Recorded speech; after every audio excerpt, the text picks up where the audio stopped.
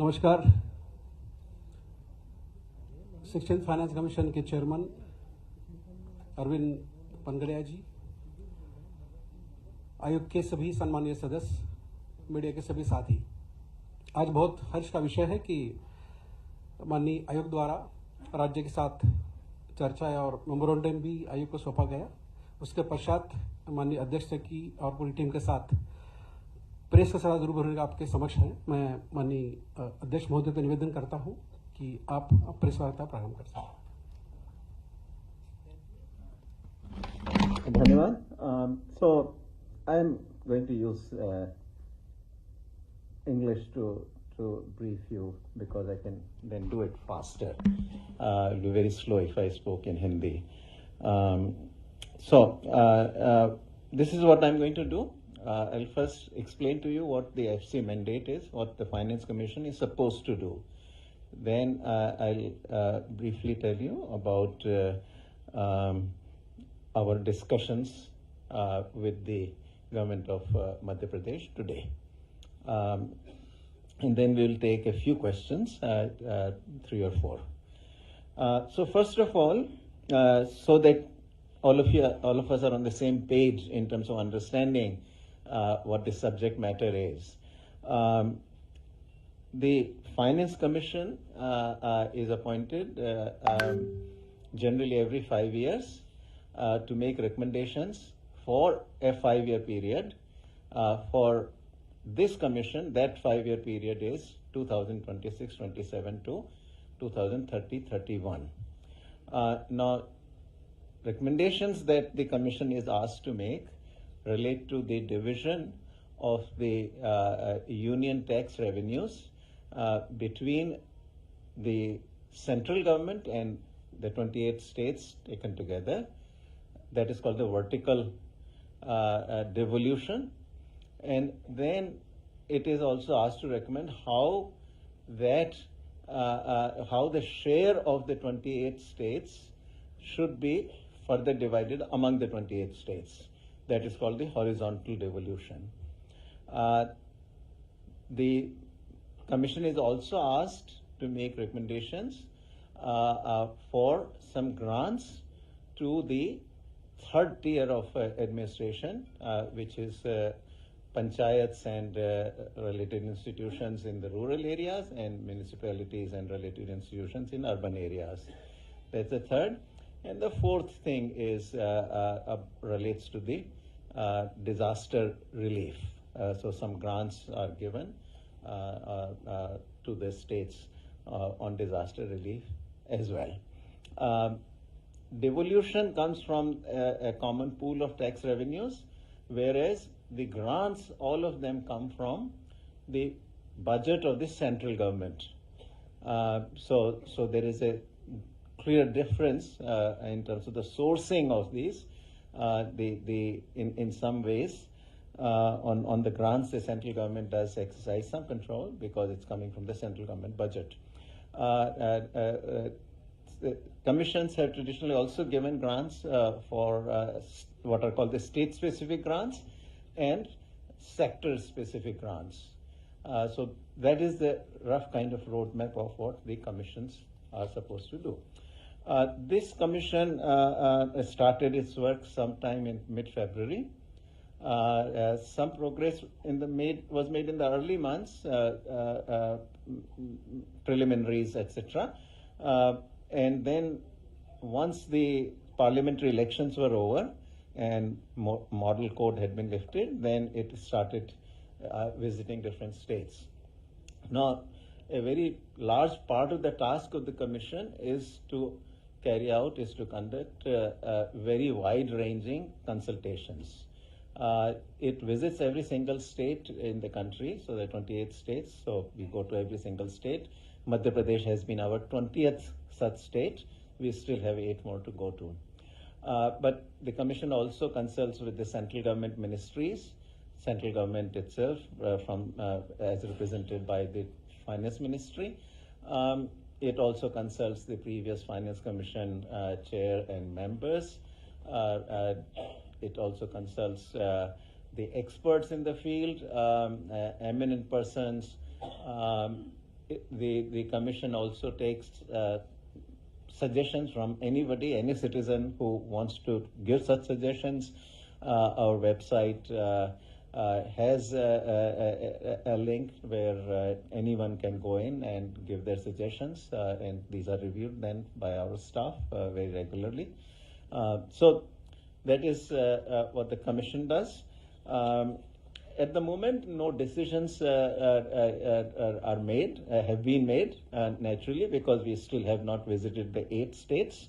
So this is to let you know that any questions you have about what the commission will do, I will have no answer to. So it is pointless to really ask that question. Because it's only after all consultation has been completed, particularly with the state governments and the central government, that we would then get down to the decision-making part of the commission's work. Now, today, we met for several hours, started around about 10:15 or so, and we just finished about half an hour ago with the government of Madhya Pradesh. And we had a very extensive set of presentations. Madhya Pradesh really made one of the most impressive presentations that the Commission has seen in the last 20 states that it has visited. It included first a brief to the Commission on how Madhya Pradesh has developed over the last 15 years or so, starting around 2005 or so. It's very impressive progress in agriculture, and in general, how its per capita income has risen during these 15 years or so. And then the rest of the presentation was about two sets of things. One, what its future roadmap is, and then what. Then it also had a very long section on, obviously, the financial issues, which is the core of the Finance Commission's mandate, where it described how the finances have evolved. It also described what its needs are during the 2026-27 to 2030-31 5-year period of this Finance Commission, and how it would like the Finance Commission, this 16th Finance Commission, to devolve both vertically and horizontally. In terms of the roadmap of economic development, so this, Madhya Pradesh was also one of the few rare states which talked about, how what its plan is to be a Viksit Madhya Pradesh, just as the Prime Minister has talked about Viksit Bharat. So clearly the state government is very aware that it also, as Bharat moves towards Viksit Bharat, Madhya Pradesh must also move towards Viksit Madhya Pradesh. And in that context, it laid out that now that success in agriculture has been achieved, while they will continue to build on that success in agriculture, the big ambition in the next several years is to industrialize Madhya Pradesh. And it pointed out that it has already started working in that direction, and the Global Investment Summit that it had very recently was very much towards that objective, and that it is going to continue on that path. And it then gave more detailed discussion of industrial policy as it is being evolved, industrial policy as it is going to unfold over the next several years, policy on tourism, policy on energy. So various sectors were covered as well. Now I come to the Madhya Pradesh's recommendations on the basic issues of vertical and horizontal devolution. There was also section I should mention, very well done sections on both the local bodies, rural and urban, as well as on disaster relief. So all of these were very well covered fully, which all the members of the commission and myself, we all very much appreciated when we spoke towards the end of the meeting. So now on two major kind of areas which where the decisions are to be made by the commission. The recommendation of the government of Madhya Pradesh on vertical devolution was, I'll explain, this requires a little bit of explanation because Madhya Pradesh is one of the rare states also which has gave some more details in this regard. What has been happening is that, traditionally,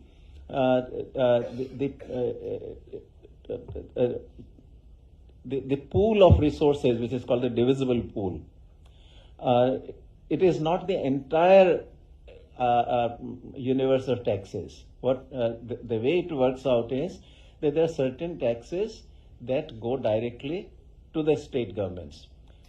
These include things like state GST, any taxes that the state levies on petroleum products, any taxes that the state levies on liquor, excise duty, sales tax, etc. on these products. So these go directly to the states. Then there are certain taxes that go directly to the central government. These are taxes related to the union territories. They are part of the central government effectively for financial purposes. And also there are certain cesses and surcharges that the central government levies. These also go directly to the central government budget. All other union taxes, such as the income tax, the corporate profit tax, custom duties, anything else, that goes into the divisible pool. So the bulk of the union taxes actually are part of the divisible pool, but cesses and surcharges and the whatever is the can be classified as the union territory taxes, they go directly to the central government. So in that context, the pitch made by the government of Madhya Pradesh was that, first of all, that the cesses and surcharges should be capped at 10%, because states get no share in the cesses and surcharges. As I explained, the cesses and surcharges go directly to the central government budget, 100% of it. So this has been the demand for almost for the last 60-70 years. This has been the demand of the states that cesses and surcharges ought to be shared. But Constitution really doesn't allow that. Constitution gives the cesses and surcharges in entirety to the central government, and the pitch that Madhya Pradesh government has made is that these cesses and surcharges should be capped at 10%. That's one recommendation related to the vertical devolution. They also said that, well, if that cannot be done, it actually, Madhya Pradesh government pitched for going some further, that not only cesses and surcharges, but also non-tax revenues of the central government should be included in the divisible pool. And it then made this recommendation for vertical division of the resources, that if all the central government revenues, including cesses and surcharges and non-tax revenues, are included in the divisible pool, so all gross revenues are shared, then the current division of resources between the center and state, which is at 41%, is fine. If that is not done, then at least the 48% of the gross tax revenues. Now remember, gross tax revenues of the central government include cesses and surcharges, right? So they are saying that 48% of that gross tax revenue should be allocated to the state governments. This is very similar, I should say, not identical to, but very similar to what many other states have said. Other states have said that that 50% of the divisible pool should be given to the state governments. This has been, easily about 16 or 17 of the states that we visited have made that recommendation. So that is about vertical devolution. On horizontal, how the revenues, how the share of the states should be divided among the 28 states. That is a more complicated exercise for the commissions traditionally. And what they do is often multiple criteria are used. As an example, 15. So I'll use 15th Commission as the example, and that will also help us understand what the recommendations of the government of Madhya Pradesh are. So 15th Finance Commission said that, look, we'll take 15% of the divisible pool, which we shall divide based on population. So, if Madhya Pradesh has, let's say, 7% share in the national population, then Madhya Pradesh gets 7% out of that 15% of the divisible pool, right? And similarly, every state, based on its share in the population, gets, meaning its share in the national population, gets the share within that 15% of the divisible pool. Similarly, area has been used. 15th Finance Commission also said that, okay, 15% will be it divided 15% of the divisible pool based on the area. So if Madhya Pradesh has, let's say, 10% share in the national total area of India, then it gets 10% out of that 15%. So this is how it is done. I'll give you a comparison of what the 15th Finance Commission recommended, which has been the basis for the divisible pools division among the states during the 5-year period of the 15th Finance Commission, and what the recommendation of the Madhya Pradesh government is. So population was 15% in the 15th Finance Commission. Madhya Pradesh government suggested that we do only 10% based on population. Area was 15% also for the 15th Finance Commission, and here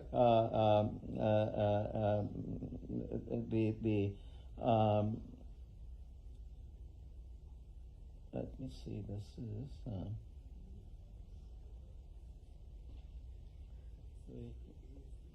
Area is here. So area is also 10%.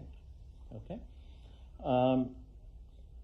Forest and ecology is 10% for the 15th Finance Commission, and Madhya Pradesh's recommendation is that should be raised from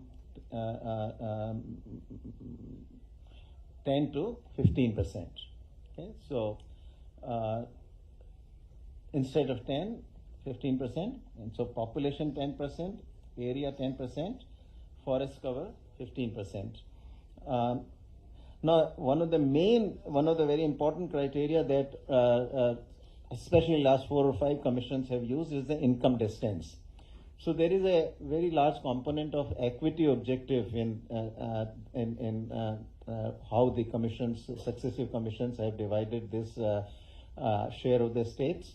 And in a nutshell, what it does is it gives a larger devolution of that part of the slice of the divisible pool. The smaller is the per capita income. So it takes a distance of the per capita income, of the given state from the richest state with the highest per capita income, and based on how much that distance is, the allocation is given to the particular state. So on income distance criterion, 15th Finance Commission had given out 45% of the total pie. So this is a very large share, 45%, almost close to half of it was done by the income distance. Madhya Pradesh naturally having a low per capita income relative to the richest, which could be either Haryana or Telangana, naturally benefits from that. So on income distance, however, Madhya Pradesh said instead of 45%, 40%. What it added instead, out of that 45%, it said do 40% for income distance, but introduce a new criterion, which is multidimensional poverty. meaning the higher the poverty, the larger the devolution to that particular state. So 5% of the weight it assigns to them, multidimensional poverty. Then the remaining part for the 15th were tax and fiscal effort was 2.5%. That is, how much the state raises its own taxes. That was also included, and 2.5% weight was given to that. And demographic performance was the last variable that the 15th Finance Commission used. This was the total fertility rate. That the lower the total fertility rate, the larger the devolution. That was given a weight of 12.5.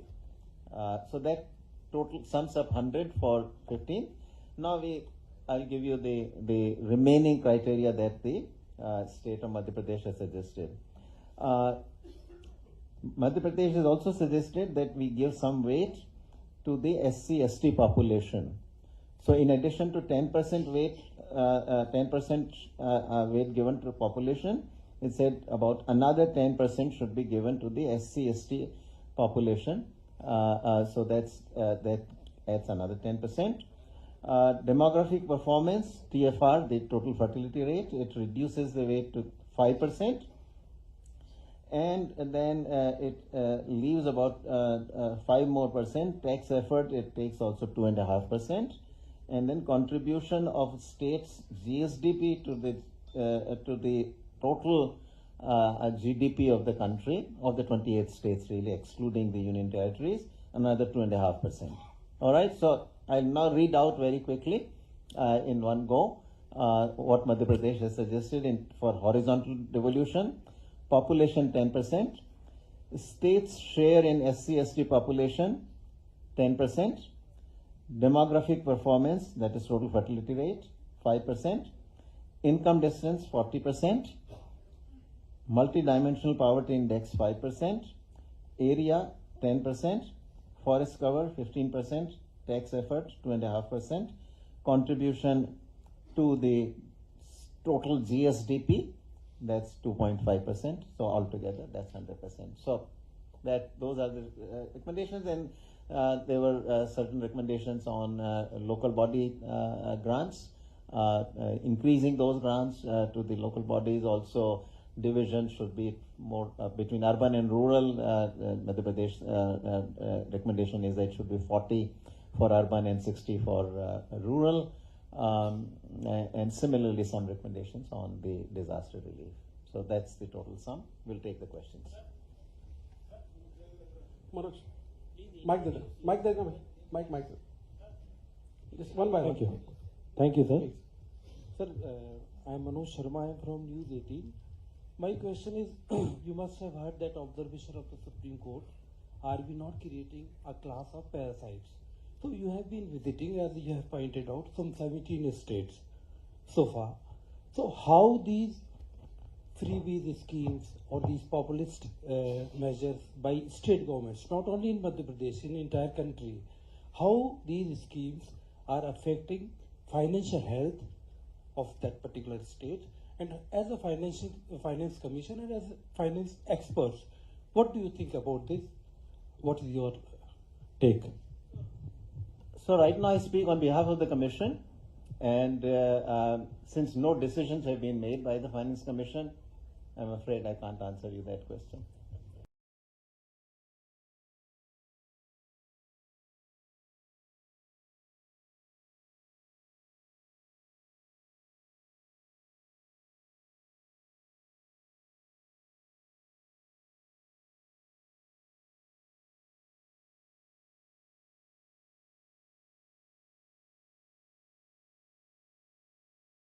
इस विषय पे मैं थोड़ा बहुत बोल चुका हूं पहले, तो उसमें आपको मिल जाएगा.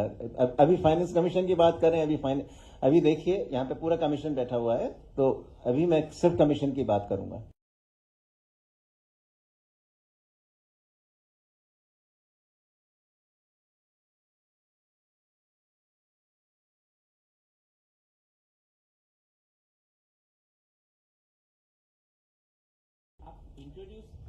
मैं Nitendra Sharma, free press journal से. हाँ, सारी चीजें जो की हैं वो well with in acceptable parameters में हैं। इस पर विचार करेगा कमीशन, पर क्या निर्णय होगा वो मैंने आपको पहले ही कह चुका हूं कि निर्णय के बारे में अभी क्योंकि कोई निर्णय हुआ नहीं है मैं कुछ कह नहीं सकता। Sir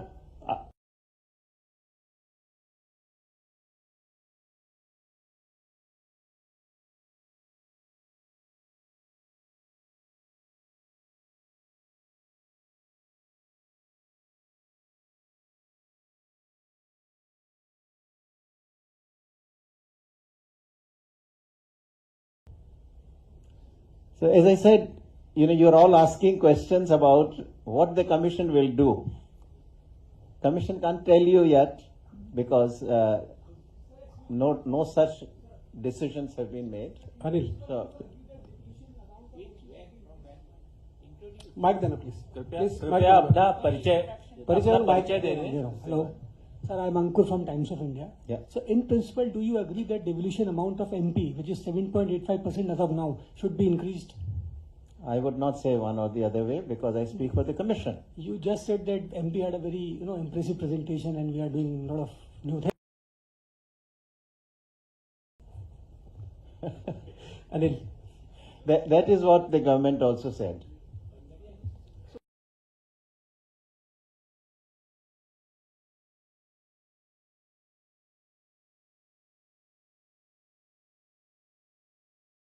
Long discussion. How can I say anything about MP without saying anything else, without saying about somebody else who you want MP to be increased? I have to also then tell you something about whom am I going to reduce? Right? If I were to ask you that if you want to raise MP to say 9%, who will you reduce? You don't know that. I don't know that. So that question can be answered because this is a percentage issue. Therefore, you increase one, you have to reduce somebody. You cannot increase one without reducing somebody. Which means that, one has to ultimately decide what the criteria are going to be that the commission will adopt. And based on those criteria, then what is the division of those resources? Last question Anil sir Atul Anil ji, sir I-